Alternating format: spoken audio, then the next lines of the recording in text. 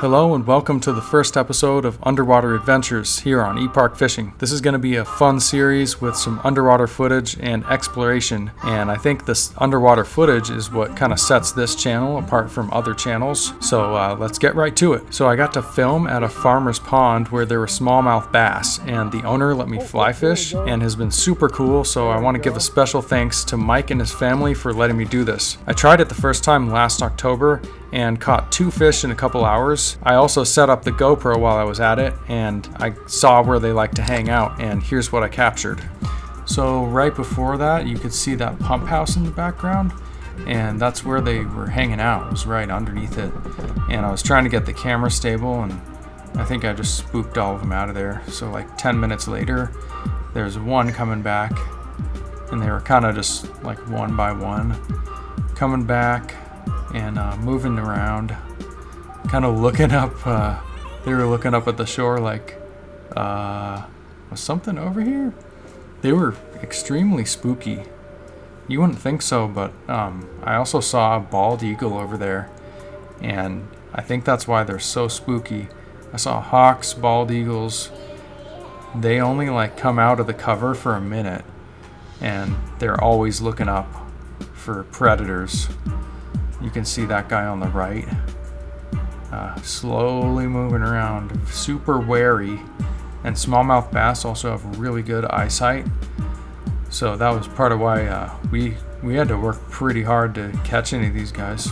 So fast forward about 10 months, and I came back with my friend Adam, and he had a fish on the first already cast. Getting a hit. Oh, they can be kind of spooky. Oh, it's going for it. Oh, got it. First cast, man. Oh, that's sick. Oh, he came off. That still counts. I bet you'll go for it. He'll probably hit it again. He did end up landing one like 20 minutes later. It was not a bad smallmouth at all, and it fought super hard. Put on a better fight than a trout. Oh yeah. Yeah, nice, dude. Oh yeah. Meanwhile, I set up the underwater camera and I was trying to get some underwater strikes, but they were so spooky. But it made for some really cool footage anyway. Here they are. So you can see them right there in the middle, and that was a little spot where I noticed they just kept coming back to. And I was a little further away here. I initially put the camera here and then I moved it forward later. And you can see these little nymphs just flying around everywhere. And I think they're going around and picking those off is what they're doing. But it's kind of hard to tell. Oh, there's one of the flies I was trying to use, but it was maybe a little too big, but it looked pretty cool on the underwater camera. And here is one that finally came up to the camera, and you can see it's like red eye, and they're really, really cool looking, I think, the smallmouth bass. There's another one. That was a different bass, just kind of circled around, and then that one came up and checked out what it was doing. So I noticed sometimes if one of them does something, another one will come up and just follow them, and they kind of play like follow the leader. By the way, the camera I'm using right here is the CF1 by Chasing, and it's got a live feed, so I could see this on my phone in real time, so that was pretty cool. You can see they just keep on circling around that spot, and that's why I wanted to move it up. Here's where I moved it up a little bit so I could get closer to them, because they really liked that little spot.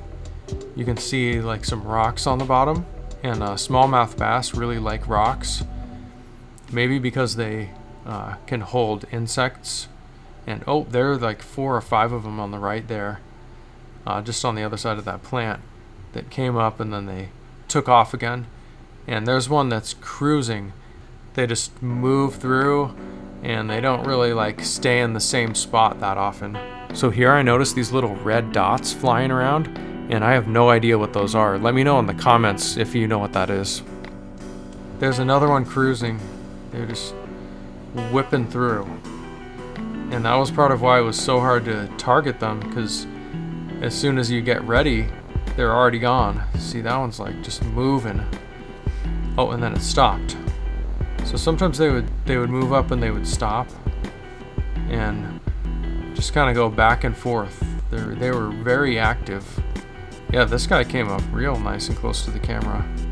They've got those creepy red eyes, and they've got the white belly. And you can tell it's a smallmouth because the corner of the mouth doesn't go past the eye. And there are two of them doing the follow the leader thing, and they were doing that a lot when they would spook. And oh, here we go. Here was a nice shot. This was the best shot.